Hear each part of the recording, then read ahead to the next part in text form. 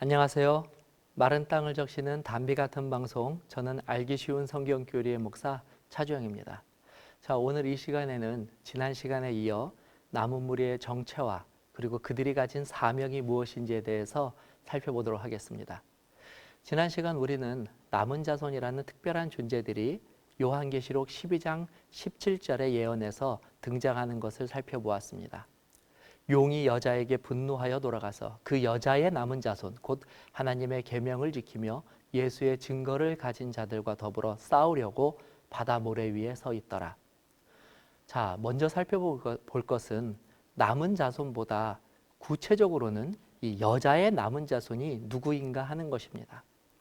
우선 지난 시간 살펴본 것처럼 여자는 예수님이 부활 승천하신 이후 이 땅에 남아서 복음을 전하고 진리를 수호하는 하나님의 거룩한 성도들과 교회를 의미하는 상징적 표현이라는 것을 배웠습니다. 이들은 비록 이 분노한 마귀의 공격의 대상이 되지만 특별한 하나님의 섭리와 인도하심으로 이 핍박의 기간 동안 하나님의 보호하심과 양육을 받아 도리어 이 기간이 끝난 후에는 여자의 남은 자손을 이 땅에 탄생시키는 역할을 하게 됩니다. 그럼 이 신실한 하나님의 교회와 그 교회 안에서도 특별한 목적을 부여받은 여자의 남은 자손의 정체는 무엇일까요? 먼저 이 남은 자손에 대한 이미 주어진 예언적 특징들을 그들이 적어도 예수님 승천 이후 초대교회와 중세 암흑 시기를 걸치고 그리고 이 땅에 존재하게 될 자들이라는 것을 우리는 이미 배웠습니다. 특히 예언은 이들이 하나님께서 계시하신 선악의 대쟁투의 가장 마지막 부분, 즉 재림이 임박한 시기에 탄생한 자들로 마지막 시대에 있게 될 치열한 선악의 쟁투와 두려운 재앙 그리고 큰 배도의 혼란 중에서도 여전히 변치 않는 하나님을 향한 충성을 유지하는 하나님의 백성의 작은 무리라고 말하고 있습니다. 그렇다면 이 여자의 남은 무리가 가지고 있는 사명은 무엇일까요? 계시록 14장 6절에서 12절에는 이 남은 무리들의 사명을 알려주기 위한 세 명의 천사가 등장합니다. 우리가 흔히 이 세 천사의 기별이라고 부르는 바로 그 성경절입니다. 그럼 첫 번째 천사가 외치는 남은 무리의 사명이 무엇인지 살펴보겠습니다. 계시록 14장 6절에서 7절입니다. 또 보니 다른 천사가 공중에 날아가는데 땅에 거주하는 자들 곧 모든 민족과 종족과 방언과 백성에게 전할 영원한 복음을 가졌더라. 그가 큰 음성으로 이르되 하나님을 두려워하며 그에게 영광을 돌리라. 이는 그의 심판의 시간이 이르렀음이니 하늘과 땅과 바다와 물들의 근원을 만드신 이를 경배하라 하더라. 첫째 천사의 기별은 보시는 것처럼 세상에 전할 영원한 복음을 전달하는 하나님의 남은 자손의 사명을 선포하고 있습니다. 여기서 복음은 이 마지막 시대에 전하여야 할 어떤 색다른 복음이 아니라 이미 오래전부터 한결같이 옛 선지자들과 사도들이 선포하였던 이 동일한 복음, 즉 하나님의 독생자이신 예수 그리스도에 대한 구원과 사랑에 대한 소식을 의미하는 것입니다. 복음은 예수 그리스도의 크신 사랑과 구원을 선포하는 것입니다. 그러나 이 복음을 받아들이기 위해서는 필연적으로 자신의 죄를 참회하고 돌이키는 회개가 반드시 수반되어야 합니다. 마태복음 4장 17절입니다. 이때부터 예수께서 비로소 전파하여 이르시되 회개하라 천국이 가까웠느니라 하시더라. 회개는 모든 사람들로 하여금 하나님을 두려워하는 마음, 다시 말해 거룩한 하나님을 경외하는 마음을 갖게 합니다. 그리고 지금까지 세상과 자신을 향하여 돌렸던 이 어리석은 영광을 비로소 하나님께 돌릴 수 있는 바른 영적 안목을 갖게 하는 것도 회개입니다. 사실 교회와 성도들은 지금까지 이 일을 하여 왔고 또 앞으로도 예수님이 재림하실 때까지 이 복음을 전하는 사명을 지켜나가야 합니다. 마태복음 24장 14절입니다. 이 천국 복음이 모든 민족에게 증언되기 위하여 온 세상에 전파되리니 그제야 끝이 오리라. 첫 번째 천사는 그의 심판하실 시간이 시작되었다고 말합니다. 이는 남은 무리에게는 복음을 전할 수 있는 시간이 이제 얼마 남지 않았음을 보여주고 있는 것입니다. 왜냐하면 예수님의 재림이 가까이 임박하였기 때문입니다. 천사는 이 시기에 남은 무리들에게 매우 중요한 기별을 선포하라고 호소하고 있습니다. 그것은 하늘과 땅과 바다와 물들의 근원을 만드신 이를 경배하라는 외침을 외치라는 것입니다. 사실 성경은 하나님께서 세상을 창조하실 때부터 창조주 하나님을 경배하는 특별한 날을 제정하여 알려주셨습니다. 창세기 2장 2절에서 3절입니다. 하나님이 그가 하시던 일을 일곱째 날에 마치시니 그가 하시던 모든 일을 그치고 일곱째 날에 안식하시니라. 하나님이 그 일곱째 날을 복되게 하사 거룩하게 하셨으니 이는 하나님이 그 창조하시며 만드시던 모든 일을 마치시고 그날에 안식하셨음이니라. 이 일곱 번째 거룩한 날은 안식일로서 인간이 범죄하고 난 이후에도 하나님께서는 창조주 하나님을 경배하는 일을 계속하여 준행할 것을 명령하시고 그것을 바로 십계명에 기록하신 것입니다. 출애굽기 20장 8절 11절입니다. 안식일을 기억하여 거룩히 지키라. 이는 엿새 동안에 나 여호와가 하늘과 땅과 바다와 그 가운데 모든 것을 만들고 일곱째 날에 쉬었음이라. 그러므로 나 여호와가 안식일을 복되게 하여 그날을 거룩하게 하였느니라. 그러므로 남은 자손들이 전하여야 할 첫 번째 기별은 예수님의 재림이 임박하였음을 세상에 선포하며 더욱 큰 열심을 가지고 땅끝까지 이 회개의 복음을 선포하는 사명을 이어가는 것입니다.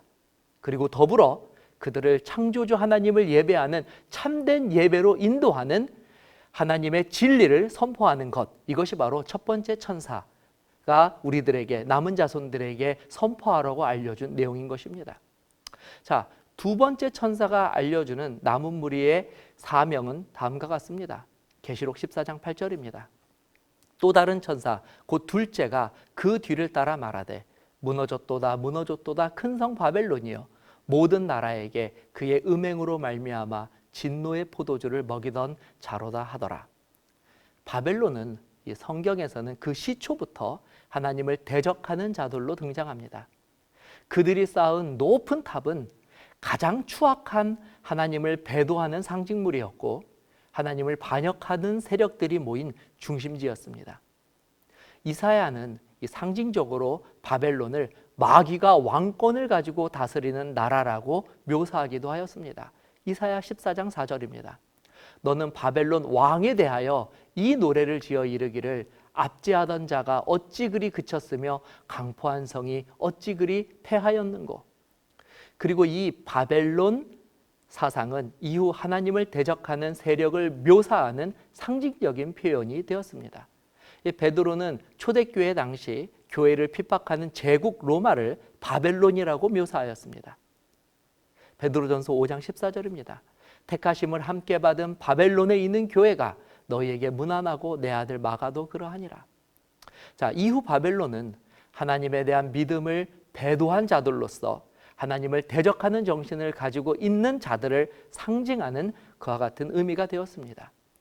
자, 그럼 이와 같은 의미로서 바벨론은 역시 요한계시록에 등장하는 매우 중요한 상징으로서 많이 사용되고 있습니다. 계시록 17장 5절입니다. 그 이마에 이름이 기록되었으니 비밀이라 큰 바벨론이라 땅의 음녀들과 가증한 것들의 어미라 하였더라. 둘째 천사의 기별에서 등장하는 이 바벨론 세력도 마찬가지입니다. 그들은 심판의 시간이 임박한 시대에도 여전히 활발한 활동을 하고 있으며 예수님의 보혈의 피로 산 많은 자들에게 도리어 이 진노의 포도주를 먹이는 일을, 그와 같은 악행을 저지르고 있는 것입니다. 여기서 말하는 포도주란 성경의 진리를 거절하고 그것들을 곡해하고 자의적으로 해석하여 진리가 아닌 거짓을 가르치는 이단적인 가르침을 의미하는 것입니다. 슬픈 사실은 이 마지막 시대가 될 때 마귀는 이 일을 매우 성공적으로 이룰 것이라는 사실입니다.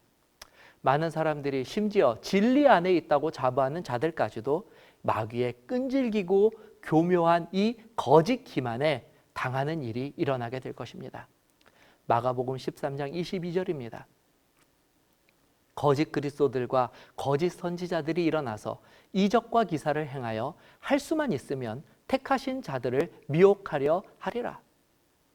따라서 남은 무리들은 이 둘째 천사의 기별에 각별히 주의하면서 복음을 가지고 살아가는 하나님의 백성들이 이 마귀의 미혹에 넘어가 영적으로 그들이 하나님을 배도하지 않도록 우리가 주의하고 계속해서 이 기별을 전하여야 하는 것입니다. 계시록 18장 4절입니다. 내 백성아 거기서 나와 그의 죄에 참여하지 말고 그의 재앙들을 받지 말라. 우리는 이와 같은 기별을 힘써서 전할 사명을 이 남은 무리가 받았다고 하는 것을 확인할 수 있습니다. 세 번째 천사가 전하는 남은 무리의 마지막 사명은 이것입니다. 계시록 14장 9절에서 11절입니다. 또 다른 천사 곧 셋째가 그 뒤를 따라 큰 음성으로 이르되 만일 누구든지 짐승과 그의 우상에게 경배하고 이마에나 손에 표를 받으면 그도 하나님의 진노의 포도주를 마시리니 그 진노의 잔에 섞인 것이 없이 부은 포도주라. 거룩한 천사들 앞과 어린 양 앞에서 불과 유황으로 고난을 받으리니 그 고난의 연기가 세세토록 올라가리로다. 짐승과 그의 우상에게 경배하고 그의 이름의 표를 받는 자는 누구든지 밤낮 쉼을 없지 못하리라 하더라. 자, 보신 것처럼 이 세 번째 천사의 기별은 앞선 두 기별보다 더욱 엄숙하고 두려운 경고를 포함하고 있습니다. 성경에서 짐승은 큰 힘을 가진 국가나 세력을 의미합니다. 다니엘서 예언을 공부하신 분이라면 하나님께서 이 짐승을 얼마나 상징적으로 잘 사용하셨는지 공부하셨을 것입니다. 세 번째 천사는 짐승과 그의 우상에게 경배하지 말라고 경고하고 있습니다. 이는 마지막 시대에 있게 될 종교와 국가의 연합, 그리고 그들이 연합하여 함께 하나님을 대적하는 세력을 이룰 것을 예언하는 것입니다. 그러므로 세 번째 천사의 기별은 재림이 임박한 시기에 출현하게 될 매우 두렵고 큰 인간적, 세상적 권위의 출현과 더불어 그 권위에 굴복당한 하나님을 굴복당하여서 하나님을 배도하는 일이 일어나게 될 것을 바로 짐승과 그의 우상에게 경배하게 될 것이라고 하는 예언으로 우리에게 말씀하여 주신 것입니다. 특히 이 세 번째 천사의 기별이 진행되는 동안에는 이 두 부류의 사람이 명확하게 구분지어지게 됩니다. 한 부류는 예언된 것처럼 여전히 거짓 복음과 진리를 옹호하고 심지어 거짓된 예배를 자행하고 고집하는 부류들입니다. 다른 부류는 진실된 마음과 회개의 정신을 가지고 이 진리를 수호하며 하나님의 계명과 예수의 믿음을 끝까지 고수하는 자들입니다. 세 천사의 기별의 마지막 부분에서 그들의 존재를 바로 이와 같이 예언하는 까닭입니다. 계시록 14장 12절입니다. 성도들의 인내가 여기 있나니 그들은 하나님의 계명과 예수에 대한 믿음을 지키는 자니라. 그러므로 마지막 세 번째 천사의 기별을 통하여 남은 무리가 가져야 할 사명은 인간적 세상적 권위 앞에서도 굴복하지 않고 오직 임박한 예수 그리스도의 재림과 영원한 나라에 대한 굳건한 소망만을 가지고 인내와 믿음으로써 예수 그리스도께서 재림하시는 그날까지 어두워져가는 세상 속에 여전히 참된 믿음과 예배를 끝까지 고수하며 거룩한 복음을 전하는 사명자로 서라는 것입니다. 자, 이로써 제13장 남은 자손과 그 사명에 대한 강의를 마치도록 하겠습니다. 지금까지 알기 쉬운 교리의 목사 차주영이었습니다. 시청해 주셔서 감사합니다.